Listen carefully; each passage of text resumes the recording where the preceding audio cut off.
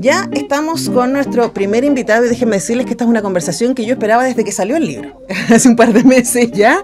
Estamos con James Hamilton, cirujano, activista, autor de varios libros, y este es el más reciente, Homo Exul, cómo el hombre perdió su naturaleza y conoció la violencia. El hombre es muy importante porque es más que la humanidad, es el hombre. Vamos a hablar respecto a eso.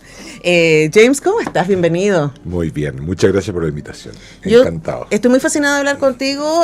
Yo ya le contaba a James que cuando llegó el libro a mis manos, yo pensé que era una cosa más Harari, y a mí me encanta Harari, me ha ayudado mucho a pensar nuestros procesos evolutivos y la manera en que construimos sociedad. Y claro, y de alguna manera lo que yo había visto de tus entrevistas y de los avances del libro era que se sostenían en la misma idea, ¿no? Que la única manera en que la humanidad ha logrado sobrevivir en estos millones de miles de años y avanzar es a través de la colaboración.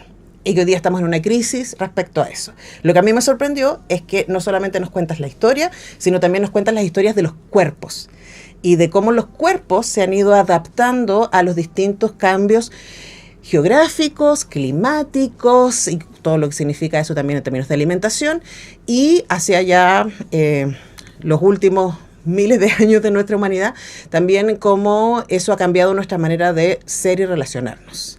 Ahora, todo ese camino parte por la pregunta sobre el mal, sobre el daño, sobre ser víctima y qué hacemos con eso, ¿no? Y la pregunta sobre ¿de dónde viene el mal? Ni más ni menos. Pues ¿cómo hay humanos malos que le hacen daño a otros humanos? Y quería preguntarte ahora que ya el libro salió, que has trabajado muchísimo, que el libro habla de tus viajes también. Lo dices en el epílogo, pero igual quiero que lo digas acá. ¿Cómo has ido incorporando las respuestas que encontraste en esta investigación? Bueno, yo creo que este libro es un libro que de alguna manera trata de explicar muchas preguntas que creo que todos nos hacemos, especialmente en un periodo de preadolescencia, adolescencia en adelante. Uh-huh. Y es que uno ve una naturaleza, un mundo que se comporta o funciona de una manera razonablemente armoniosa, donde no se quiebran reglas. Uh-huh. Y donde cada especie, de alguna manera, funciona con reglas estables, independiente de que haya, ¿no es cierto?, depredadores y haya todo un orden establecido, pero es un orden establecido que tiene reglas, que funciona ordenadamente. Sin embargo, a todos nos choca desde algún momento porque el ser humano funciona de manera, llamémosla, impredecible, y porque también de otra manera funciona en una actitud contra la especie. De alguna manera, nosotros nos hemos encargado o nos hemos ido habituando a que haya una pugna o una, yo lo llamaría de frentón, una alteración evolutiva casi patológica, donde hay una pugna intraespecie y donde se ven aberraciones que en el mundo natural no se ven. Uh-huh. Uh-huh. O sea, en el mundo natural nadie va a ver a un león teniendo relaciones o podríamos llamar abusando a un cachorro de leona, uh-huh, a una leona cachorro. Uh-huh. O sea, eso es una cosa totalmente aberrante en el mundo natural. Uh-huh. No tiene ni un sentido. Entonces, el libro, por supuesto que nace de una experiencia personal, nace de un shock de ver ciertas actitudes que se sienten, se perciben casi antinaturales, uh-huh, y que busca romper con la magia, con los velos de estas culturas mágicas pseudo-religiosas o religiosas o sectarias, de sectas, para tratar de darse una explicación racional en base a el conocimiento que hoy nos puede entregar la ciencia, uh-huh, que es suficientemente vasto para poder entenderlo. Sí. Ahora, hay un problema para que las generaciones jóvenes tengan cuidado, y es que la inteligencia artificial, ChatGPT, etcétera, no tiene acceso a este tipo de información porque la ciencia hoy en día y las publicaciones tienen en el fondo un registro de marca o un registro de propiedad intelectual, donde las revistas que la publican cobran. Ujú. Por lo tanto, si tú le pides a ChatGPT que te analice diferentes papers, si Sí. tú no lo tienes, ChatGPT no te los va a poder buscar. Ujú.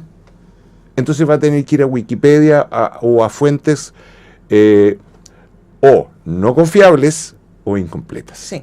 Entonces, ¿qué ocurre? Que si tú quieres avanzar en el conocimiento y en la ciencia de lo que se publica en todo orden de áreas, no puedes confiarte en las búsquedas y en los sistemas de divulgación informático actuales. Y por eso que yo, digamos, con la formación médica y científica que tengo, y también de investigador, tuve acceso y he tenido acceso a un tipo de información que no es una información, entre comillas, accesible.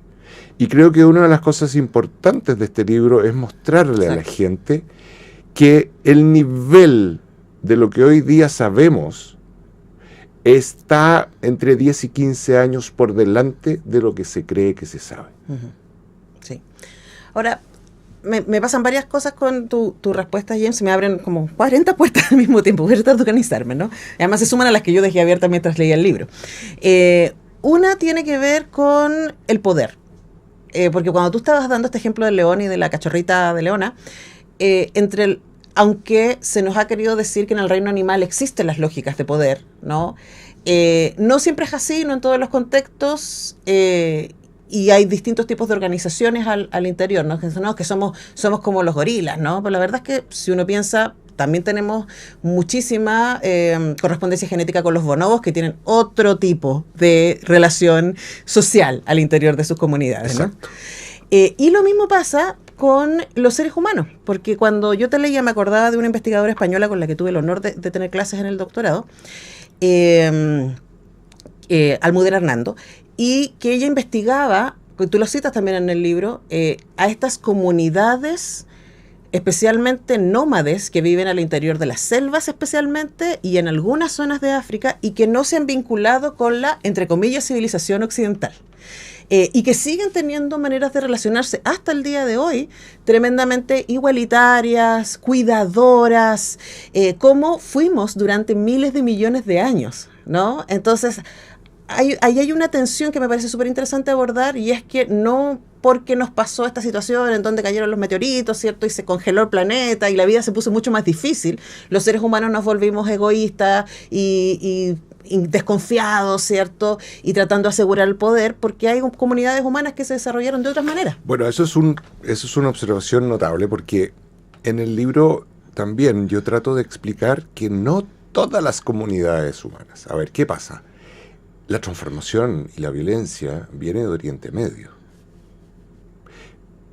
Viene de donde cambia la cultura, que cambia esencialmente porque cambia la alimentación. Nosotros somos, de alguna manera, criaturas que estamos hechas para vivir en grupos de 30, 40. Uh-huh. E intercambiar de alguna manera los parentescos con otros grupos de 30, 40. Uh-huh. Donde no se produce tampoco la endogamia. Entre esos 40 personas no es que se reproduzcan entre ellos. Buscan fuera. Y no solo eso, sino que buscamos en otros primos. Neandertales, Heidelbergers, etcétera. Los humanos, el sapiens es producto de la cruza, llamémosla así, de muchos primos, hermanos homínidos. ¿Por qué? Porque dentro de este proceso evolutivo la evolución no es tonta. Sabe que si se produce esta endogamia, se producen trastornos cromosómicos que van a producir enfermedad y va a hacer que la especie se extinga finalmente. Por lo tanto, muy importante para la especie es la variabilidad genética. Entonces, ¿pero qué ocurre? Ocurre que todo esto está de alguna manera respaldado por un tipo de desarrollo biológico y alimentación que va en armonía con el medio. Pero cuando ocurre que un ser que lleva casi 7 millones de años evolutivos, que son desde los primeros primates que caminaron hasta nosotros, 7 millones de años con un tipo de alimentación que hace más o menos 7, 10 mil años cambia esa alimentación de manera violenta, no permite que nuestros sistemas biológicos, como el sistema inmunitario, el sistema digestivo, la microbiota, el sistema neuroendocrino, el sistema neurovegetativo, se adapten a funcionar después de 7 millones de años con una nueva forma de alimentación. Y es por eso que hoy en día más del 50% de la población mundial es o de alguna manera intolerante al gluten, unos celíacos, otros intolerantes, o a las gliadinas, que son la familia que incluye el gluten, o intolerante a la lactosa. Nunca en nuestra evolución, y ningún otro mamífero toma leche de otra especie. Y tampoco estamos preparados para tomar leche después de los 4 o 5 años, que es el periodo normal de lactancia. Y en Turquía, en esa época, empieza un grupo a alimentarse de lo que había, que era un grano natural, que era de una espiga, que tenía una espiga que era tan filosa que ni los pájaros se la comían, que era el trigo natural. Entonces, ¿qué ocurría? La gente llegaba, molía este trigo, no tenía otro alimento, mezclaba con agua, se comían especies de ulpo que quedaban pegados a los dientes, se le producían caries en toda la boca, abscesos, heridas, que se transmitían esa infección a los pulmones, al corazón, al resto de los huesos. Entonces, ¿y qué ocurre? Altera el ciclo natural de reproducción humana y empieza a aumentar la población. Y es ahí, en ese momento, en que se produce la magia de la cooperación, del conocimiento y la cultura, pero al mismo tiempo el problema en que estos subgrupos igualitarios se rompen y se generan todas estas jerarquías de poder. Y donde además aparece que, entre comillas, los que eran los más cuidados antiguamente se transforman en los más débiles y de alguna manera más maltratados, que son la mujer y los niños. Ya en el Código Hammurabi, de hace casi 4.000 años, que es el primer código legal del mundo, hay una cláusula donde se castiga a aquellos que abusan de niños y niñas. Entonces, para que haya habido un código legal donde la parte legal es tremendamente lenta de cambiar, quiere decir que esa costumbre venía de hace siglos. Claro. Eso ocurre en estos grupos de poblaciones que se van a invadir y a, entre comillas, llevar su cultura a Europa, el Mediterráneo, etc. Y que son los que después conquistan el resto del mundo. El resto del mundo seguía viviendo dentro de todo, principalmente como tribus, salvo los grandes imperios como el Inca, el Maya, etc. Pero seguía en el planeta un sistema de vida natural igualitario, como bien lo dices tú, selvas amazónicas, también los mapuches, antes de la llegada de los incas o de los españoles. La gente de repente me pregunta, ¿y qué cómo? ¿Cómo puedo volver a tener una alimentación normal?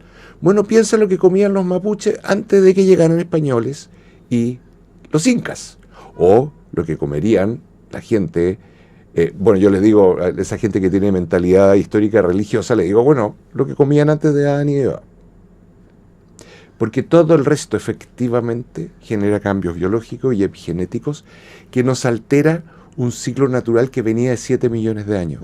Y eso altera todo. Altera nuestro desarrollo neurocognitivo. Altera particularmente nuestro desarrollo social. Y altera todo lo que es la cooperación. Ahora, James, uno podría pensar, si solo te escucha ahora y no lee el libro entero, que, ok, entonces voy a cambiar la dieta y me voy a transformar en una buena persona. Y eso no es así, porque al mismo tiempo que cambia la dieta, hace 14.000, 12.000 años, empiezan entonces estas nuevas formas de organización. Para muchos investigadores y investigadoras, ahí empieza el patriarcado. El patriarcado empieza cuando empieza la propiedad, de alguna manera. Entonces las comunidades humanas se asientan y empiezan a decir, esto es mío, cosa que las comunidades nómadas no tenían como concepto, ¿no? Y junto a eso aparecen los imaginarios, y ahí quiero llegar, porque créeme, se me está yendo muy rápido el tiempo, que tienen que ver también con los dioses masculinos, violentos, que dicen, esta gente es mía y la otra no. Y como la otra no, la otra puede ser pasada a llevar, y eso todavía nos tiene hasta hoy. Sí, lo que pasa es que tú lo dices muy bien. Un mundo donde prevalecía la cooperación, el amor, de alguna manera el cuidado, porque si no, no habríamos sobrevivido como especie, cambia a un mundo donde prevalece la fuerza física. La fuerza física masculina. Claro, pues, que antes sostenían un discurso, en un imaginario. Sí, porque antes esa fuerza física masculina era la fuerza que servía para proteger al grupo. Era una fuerza protectora. Y se transforma finalmente en esta fuerza física masculina en una fuerza abusadora, de alguna manera. Porque uno cree que no, que la ciencia todo crece por la mentalidad del hombre, del masculino. Falso.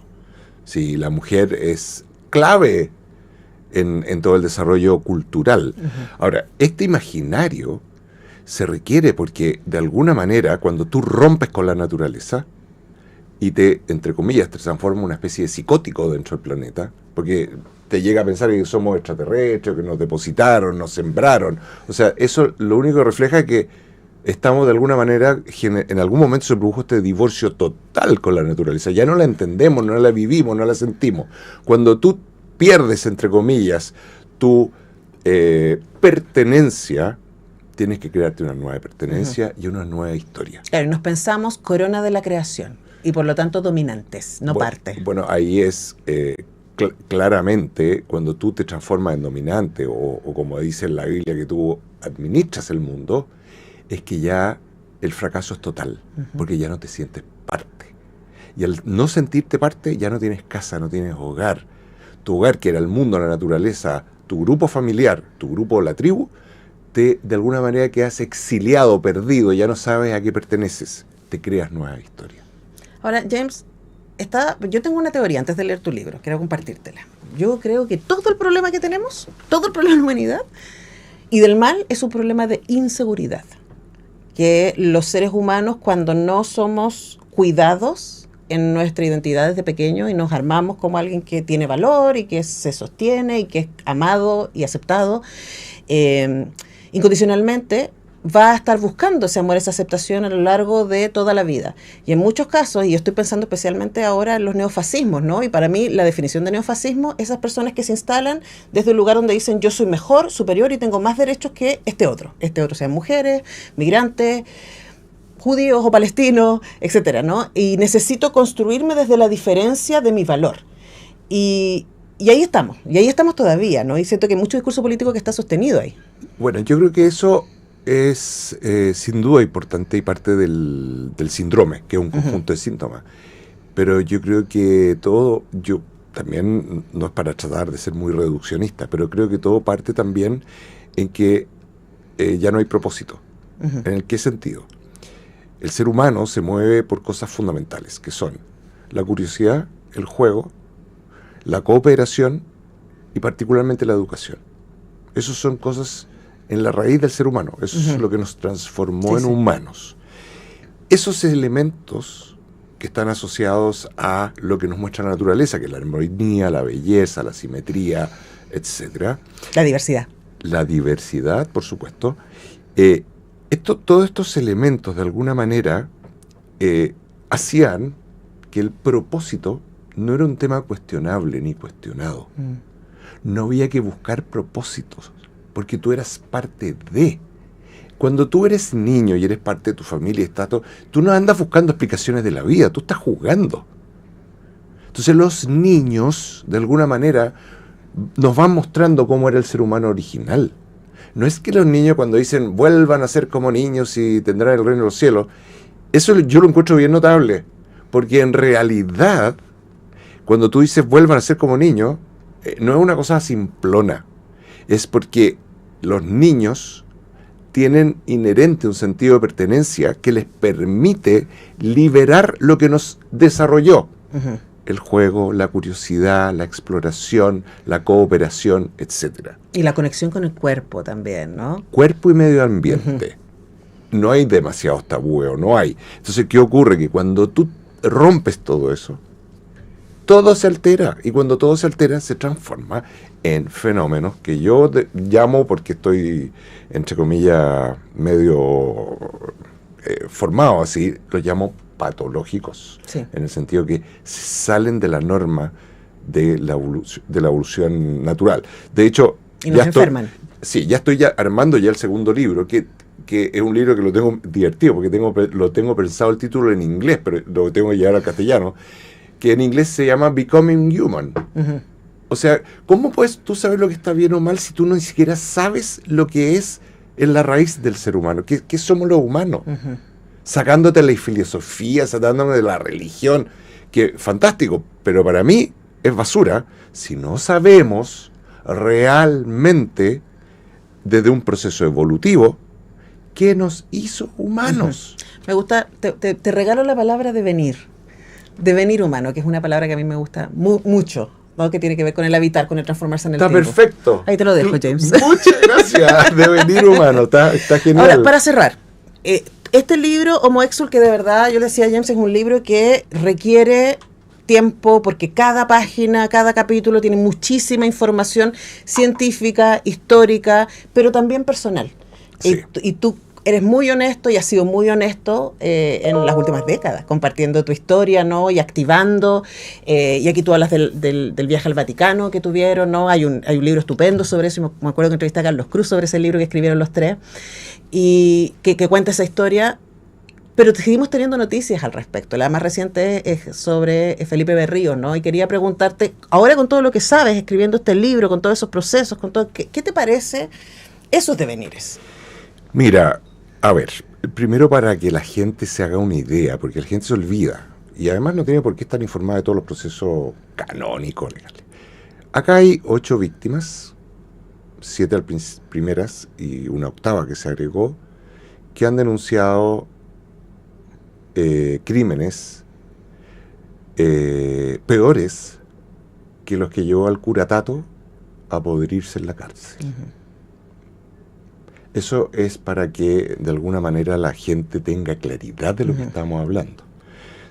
Desde violaciones y crímenes que para esas personas que son católicas y que siguen siendo católicas son en extremo graves, como utilizar la confesión para toquetearte los senos, toquetearte otras partes, tus genitales, etcétera, y llevarte a conversaciones confusas. Manipulación psicológica. Psicológica, espiritual, con lo que para todas aquellas personas es el referente de Dios, lo cual es tremendamente desorganizador del punto de vista cerebral. Y genera un dolor, una angustia que es como la que tan poderosa, tan de alguna manera perturbadora, destructora, aterradora, pervertida como la del papá que abusa a la hija. Entonces, porque tú estás confiando lo más íntimo, lo más profundo de tu ser. Pocas personas tienen esa capacidad como de tener de alguna manera el poder y la prestancia, la imagen, todo, para que una persona le vaya a contar sus secretos más íntimos. O sea, está representando a Dios, ni más ni menos. A Dios. De hecho, yo creo que ese tipo de relación no existe prácticamente ni entre marido y mujer, ni entre los mejores amigos o amigas o lo que sea. Utilizar además esa plataforma para abusar sexualmente es un grado que va quizás un grado más allá de lo que uno se podría imaginar. Y este tipo estaba utilizando, digamos, una falla de la justicia que es... mira, te lo voy a poner de la siguiente manera. La justicia chilena, que se basa en el Código Romano y otras cosas, los jueces, son tan prehistóricos que es como si yo, como doctor, estuviera tratando la hipertensión con sanguijuelas. Así avanza la justicia y los conceptos de esta gente. Son señores prehistóricos, son señores que están amputados de su capacidad de mirar el mundo, porque la verdad que producen más daño que salud judicial o salud en justicia, porque no tienen la capacidad de poder ver y de avanzar. Cuando salió la ley de imprescriptibilidad, la Cámara de Diputados por completo votó a favor de la retroactividad. Y el Senado votó en contra de la retroactividad. Se pidió una ventana incluso. Pero la diferencia entre que esté Berríos en la cárcel, donde debe estar, y el cura Tato que se murió en la cárcel, es sencillamente porque gente que sufrió los mismos actos no fue capaz en un rango de tiempo de denunciar los mismos delitos. Y eso es una aberración, porque va contra el sentido común y la justicia humana. Y es otra aberración que va contra la especie, es una aberración que va contra la civilización, y es una aberración que va contra el futuro de la humanidad. Son crímenes de lesa humanidad, donde los jueces debieran entenderlo como debe ser. La justicia chilena está en un debe profundo, en una serie de elementos de juicio y de justicia para la población. Siguen siendo una especie de patriarcado endogámico que no tienen nada que ver y que están completamente desconectados del mundo de la población, de las personas, y están conectados con sus cúpulas de poder. Porque Berríos, que dice que es persecución política y todo esto, está libre, ¿por qué? Por estas mismas cúpulas de poder, donde solo 2 obispos en el Vaticano, perversos, conocidamente encubridores, le liberaron este tema de su castigo. Sí, las sanciones. Ahora, para terminar, la cuota es súper oscura, ¿no? Pensar, todavía estamos ahí, con todo lo que sabemos, y con todo lo que sabemos, por ejemplo, de que la imprescriptibilidad, ¿cierto? Sí. Que las cosas no prescriban, tiene que ver también porque el dolor no prescribe, porque el daño no prescribe. No prescribe, y hay otro tema, hay un tema de lo que se llama, lo que tú dices, el daño. La justicia habla del daño que quedó delimitado, incluso una muerte es un daño delimitado, porque no te puedes morir 2 veces. Pero fíjate que en el abuso de este tipo, el daño no para, porque biológicamente está demostrado que no para. Y al no parar el daño, no puede prescribir, porque tú no sabes cuánto sigue dañando a la persona. Entonces, es impresionante lo inculto, lo ignorante, lo además tendenciosos de muchos legisladores y de los jueces en Chile, que ya tenían el antecedente legal de la ministra González, que tuvo el valor de decir estos hechos son verídicos y quedan acreditados. Pero los jueces cobardes que hay acá en Chile, machistas, sometidos, como hemos visto, a la corrupción profunda de este sistema, no tienen, ¿no es cierto?, la fuerza, la claridad, ¿no es cierto?, y el sentido de justicia para poder determinar que los hechos son reales. Pero porque la justicia falla, están prescritos. Sí, y ahí volvemos al tema del poder. Y bueno, podemos conversar largamente sobre eso. James, me encantaría tener muchísimo más tiempo. Denle una vuelta a Homo Exul, háganlo con tiempo, háganlo con la mente muy abierta, van a aprender un montón y también van a ser desafiados respecto a cómo usted mismo, en sus relaciones, en sus vínculos, en sus comunidades, está colaborando o está haciendo daño. Ahí hay una tarea para cada uno. James Hamilton, muchas gracias por venir a Radio Unidad. Un honor conversar contigo. Pero para mí un tremendo gusto que me des también esta oportunidad de conversar. Esperemos que nos encontramos pronto con Devenir Humano. Devenir Humano, me encantó, fantástico. Nosotros tenemos que irnos a la pausa y al regreso vamos a estar conversando con la directora del Museo Precolombino.